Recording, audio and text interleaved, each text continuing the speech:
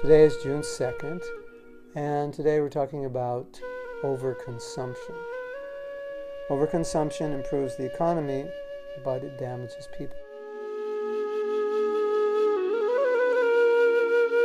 So we recently spoke about overconsumption, and rather than get into the details of overconsumption, I'd like to focus on societal influences and what I call the host society. For example, you have temples in different countries, and the host society is the society or culture of the particular country. So obviously, if you go to a temple in Italy, they probably are going to eat more pizza than they do in Mexico.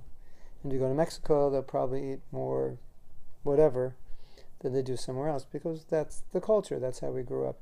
And you can see how they grew up, and you can see, as I do, as I travel to different temples, the way Krishna consciousness is applied is very much influenced by the culture.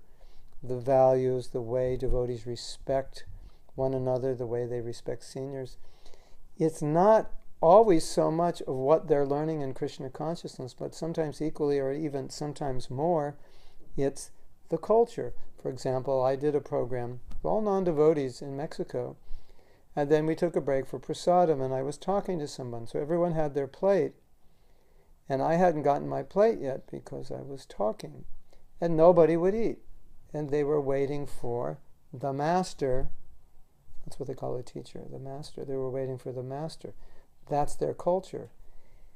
In many, many temples in ISKCON, that's not the culture, even though it is our culture that we should wait to eat until the superior eats. But we don't always follow that, because the culture we may have grown up in maybe once had that values, but now, 2017, those values are not lived or shared or passed down.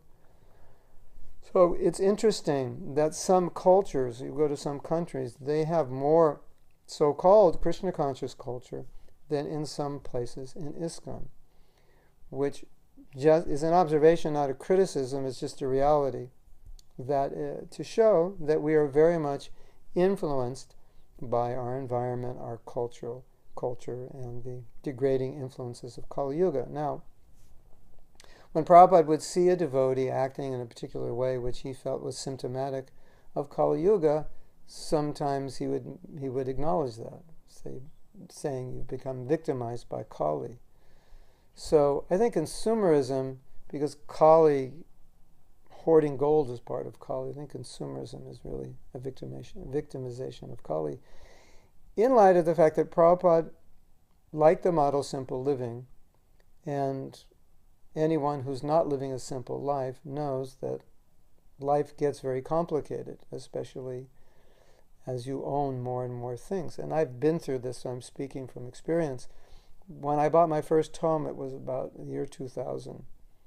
And we had friends, and they said, are you sure you really want to do this? Because you're going to be stuck into a mortgage and making these payments. At that time, the payments were probably $1,500 a month. That's just for the house, without electricity, and that didn't include.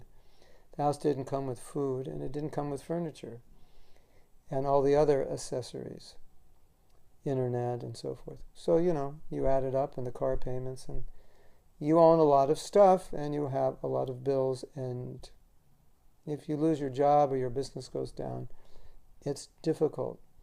So, I was looking at this phenomenon, and one of the things my wife said, she said, it's difficult to live simple when everyone around you isn't. And she wasn't referring to just Americans, she was referring to devotees.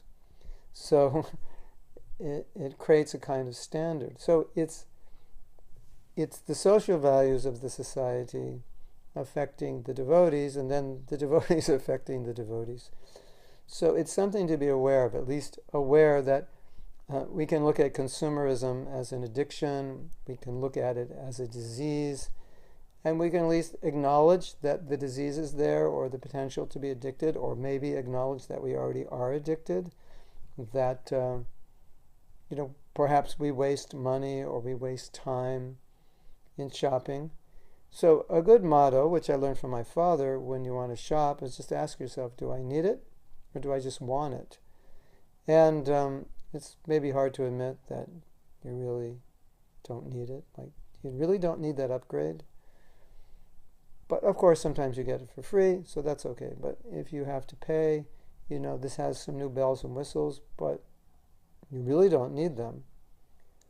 But you want them. And so, as devotees, I think we should be more within that culture of simplicity, purchase based on needs rather than wants. And anyway, these are some ideas on consumerism. I'll leave it up to you to process it as you like, but I'd like to. I just thought it was worthwhile to share these things. Hare Krishna.